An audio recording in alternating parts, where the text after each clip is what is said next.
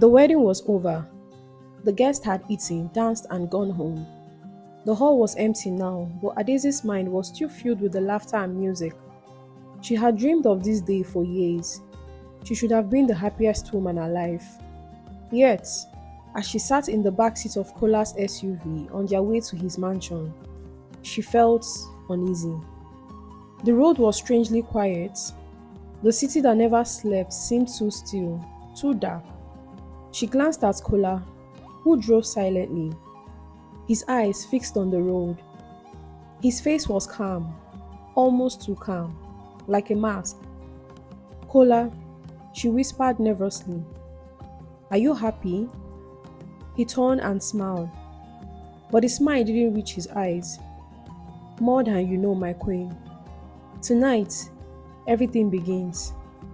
Adaeze forced a laugh, but his words chilled her. When they arrived at his mansion in Ikoyi, Adaeze's eyes widened. The building was massive, with tall gates and walls covered in climbing plants. But something about it looked strange. Though it was painted white, it seemed darker than the night around it. "Welcome home," Kola said as the gates opened automatically. They stepped inside. The living room was grand, filled with expensive furniture and paintings. But the paintings made Adaeze's stomach twist. They were not normal family portraits or landscapes. They were dark images, shadows, animals with glowing eyes, and strange symbols she couldn't understand. "Kola," she asked uneasily, "why do you have all these scary pictures?" He chuckled. "Art, my dear. Art from faraway lands." Adaeze nodded slowly, though her heart thumped louder. Later that night, Kola excused himself. "I need to check something in my study," he said. "Wait for me in the bedroom." Adaeze sat nervously on the large bed, staring at the golden curtain swaying in the breeze. Minutes passed. Then she heard it, a low murmur, like someone chanting. Her curiosity got the better of her. She slipped out of the bedroom and followed the sound down the corridor. The noise grew louder. She stopped outside a heavy wooden door. Carefully, she pushed it open just a little. What she saw made her blood run cold. Inside, Kola stood in front of a shrine. Candles flickered on the floor, casting dancing shadows on the walls. Red clothes covered the table, and strange carvings surrounded it. In the middle lay a small wooden bowl filled with what looked like blood. Kola was chanting in a language Adaeze didn't understand. His face was intense, his eyes glowing strangely in the candlelight. Adaeze gasped quietly, covering her mouth. She stumbled back, her heart racing. She quickly shut the door and ran to the bedroom, shaking all over. Minutes later, Kola entered, smiling as though nothing had happened. "My queen," he said warmly, "are you ready for our first night together?" Adaeze forced a smile, trying to hide her fear. Yes, but in her heart she was terrified. That night, as Adaeze lay beside him, she couldn't sleep. She kept hearing whispers, soft, eerie whispers, as though voices were murmuring just above her head. But each time she opened her eyes, the room was empty, silent. She turned to look at Kola. He was asleep, or so it seemed. But his face was twisted into a half smile, and his fingers twitched strangely like he was gripping something invisible. Suddenly, Adaeze felt something cold wrap around her ankle. She gasped and looked down, but there was nothing there. She pulled her leg away, trembling. "Maybe it's just my imagination," she whispered to herself. But the whispers grew louder. "You walked into the trap. You walked into the trap." She sat up in bed, her eyes wide with fear. "Kola," she shook him gently. "Wake up." His eyes opened instantly.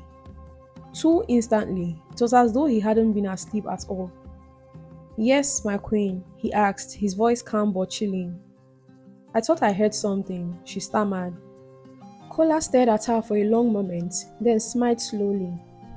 Don't worry, you're safe with me. He pulled her back into his arms, and though his embrace was warm, Adaeze felt like she was being wrapped in chains. The next morning, Adaeze tried to act normal. She cooked breakfast and forced a smile when Kola kissed her forehead before leaving the mansion. But as soon as he left, her curiosity took over again. She couldn't stop thinking about the shrine in his study. She crept back into the room, her hands trembling. The candles had burned out, leaving melted wax on the table. But the bowl was still there.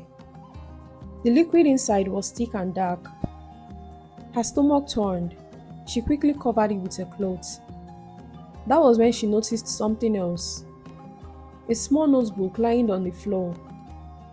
She picked it up and flipped through the pages. Her heart nearly stopped. The book was filled with drawings of women's faces. Some were crossed out with red ink, and on the very last page, written in bold letters, was her name, Adaeze. Her hand shook so badly that she dropped the book. She stared at it, her breathing fast and shallow. What does this mean? She whispered, her eyes wide with terror.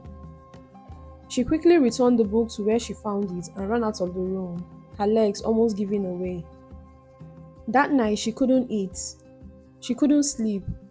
Fear wrapped around her like a heavy blanket. She realized the truth.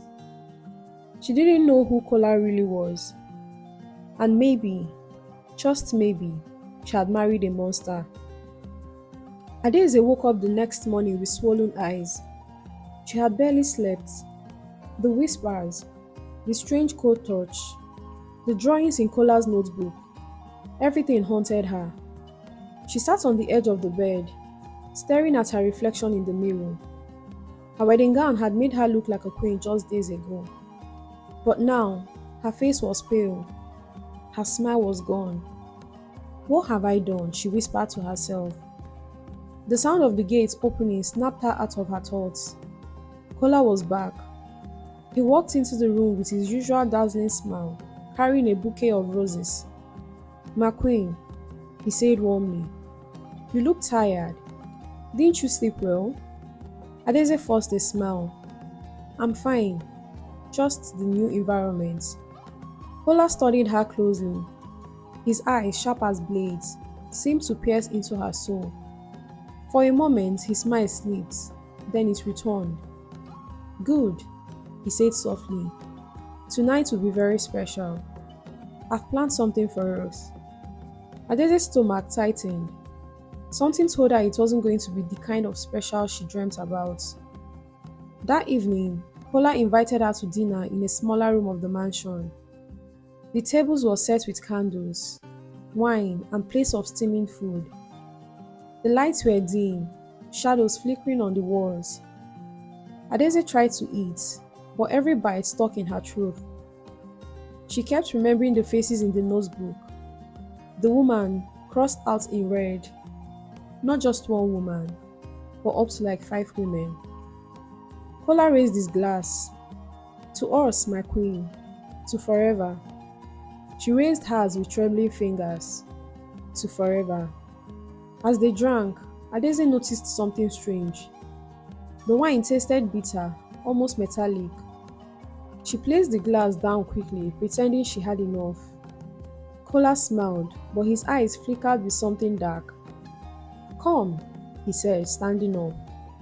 I want to show you something. Adaeze hesitated. What is it? Just trust me, he held out his hand. Her heart pounded, but she placed her hand in his. He led her through the corridor, down a flight of stairs she had never noticed before. They descended into darkness, the air growing colder with every step. At the bottom was a heavy iron door. Kola unlocked it with a key around his neck. When the door creaked open, Adaeze gasped. The room was filled with candles, skulls, and symbols drawn on the floor. In the center was a large wooden chair covered in red clothes. Beside it was the same notebook she had seen earlier. Adeze's knees grew weak. She stumbled back, Kola, what is this? Kola turned slowly, his smile gone. His eyes glowed faintly in the candlelight. This, he said in a voice that was no longer soft but chilling, is who I am. Adaeze shook her head. No, no, you say you loved me. Love? Kola laughed. A deep, cruel laugh that echoed in the room. Foolish woman, I don't marry for love. I marry for power. He stepped closer, his shadow stretching across the floor. You were too easy, Adaeze. Desperate, hungry for marriage. You never asked questions, never doubted me. 2 months was all it took. Now, he pointed to the chair. You will complete the ritual. Adeze's heart nearly stopped. Ritual? Yes, Kola said, his voice like ice. Your beauty, your life, it will feed me. With your sacrifice, I will gain more wealth, more strength. You should be proud. You will make me greater than any man in this city. Tears filled Adeze's eyes. She fell to her knees. Please, Kola, don't do this. I loved you. I gave you my trust. For a moment, his face softened, almost like the charming man she first met. Then his eyes hardened again. Trust is for fools, he hissed. He snapped his fingers. Suddenly, 2 masked men stepped out of the shadows. Adaeze hadn't even noticed they were there. They grabbed her arms, pulling her towards the chair. No! Please, somebody help me, she screamed, struggling with all her strength. But the walls were thick. Her cries were swallowed by the darkness. The man forced her into the chair. Kola picked up the notebook and opened it to the page with her name. He dipped a feather into the bowl of thick red liquid and drew a mark across his forehead. Adaeze sobbed, her whole body shaking. Why me? Why are you doing this to me? Kola leaned close, whispering into her ear. His breath was hot and cold at the same time. Because you wanted marriage so badly. You didn't care who I was. You trapped yourself. He raised a knife, its blade shining in the candlelight. Adeze's scream pierced the room. Outside, the city carried on with its noise and lights, unaware that inside the mansion, a young bride was facing her doom. Cars honked, people laughed, music played from distant bars. Life continued. But for Adaeze, the night had become a nightmare. Adeze's scream echoed in the candlelit chamber, but the thick walls swallowed them whole. No one in the city outside, so full of life, light and laughter, could hear her cries for help. Kola stood over her, the knife gleaming in his hand, his face now fully unmasked, cold, cruel, and hungry for power. Adaeze trembled in the chair, her wrists bound tightly by ropes. Tears streamed down her cheeks as she shook her head frantically. Kola, please, she whispered, her voice breaking. I can change. I can do better. Please don't do this to me. But Kola only smirked. You still don't get it, do you? This was never about you. It was about what I could take from you. The masked men tightened their grip on her shoulders as Kola began chanting words in a strange language. The candles flickered violently as if the flames were alive. The symbols on the floor seemed to glow faintly, pulsing with energy. Adeze's heart pounded in terror. She thought of her mother, her siblings, the friends she had abandoned because she was too busy chasing marriage. She thought of the little warnings, the strange whispers, the notebook, the way Kola always avoided deep questions. Now it all made sense, but it was too late. Kola, she screamed with all the strength in her lungs. You will never get away with this. Kola laughed, raising the knife higher. They all say that.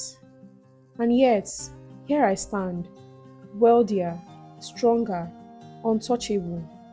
He was about to bring the blade down when something unexpected happened. The candles went out. Darkness swallowed the room. Kola froze. What is this? The masked men looked around nervously. Adeze's breath came in short, sharp gasps. For a moment, silence filled the chamber. Then a sudden wind howled through the room, scattering papers and overturning a barrel of red liquid. Adaeze felt it. The same cold presence she had felt that night in her bedroom. The same whisper that had touched her cheek. But now, the whisper grew louder. Kola, Kola, your time has come. The voice echoed like thunder, shaking the walls. Kola staggered back, his face pale. No! Not now. Adaeze watched in shock as shadows began to crawl across the floor, wrapping around the masked men. They screamed, dropping their weapons, but the shadows dragged them into the darkness until their cries were silenced. The knife fell from Kola's hand, clattering against the floor. His body trembled. No! This isn't how it's supposed to go. I followed the rules. I gave the sacrifices. The shadows rose higher, forming a towering figure with blazing eyes. You used your desperation, their greed, their trust, the voice boomed. But every life taken carries a price. Adaeze sat frozen, tears streaming down her face. The figure turned towards her, its voice softened. You ignored the warnings, child. You let desperation blind you, but you will not suffer alone. His sins end tonight. The shadow surged towards Kola.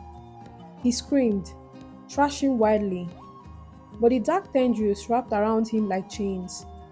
His skin burned as if fire leaked through his veins. His eyes bulged with terror. No! Please! I will give more. I will give anything. But the figure only laughed, a sound like rolling thunder. You already gave everything. Now you belong to the darkness. With one final scream, Kola was dragged into the shadows. The room shook violently, and then, silence. The candles flickered back to life. The ropes around Adeze's wrist snapped open. She fell to the ground, gasping for air, her body trembling uncontrollable. She was alive, but Kola was gone. Days later, the mansion was sealed by police. Investigators found strange drawings, bloodstains, and empty graves hidden in the backyard. The city buzzed with the news. Wealthy businessman exposed as ritualist. Reporters filled the streets. People whispered in markets and buses, and mothers warned their daughters to be careful with men who came too quickly with sweet promises. Adaeze returned home, broken but alive. She could not eat without trembling. She could not sleep without hearing Kola's cruel laugh. Her once beautiful face now carried the mark of sorrow.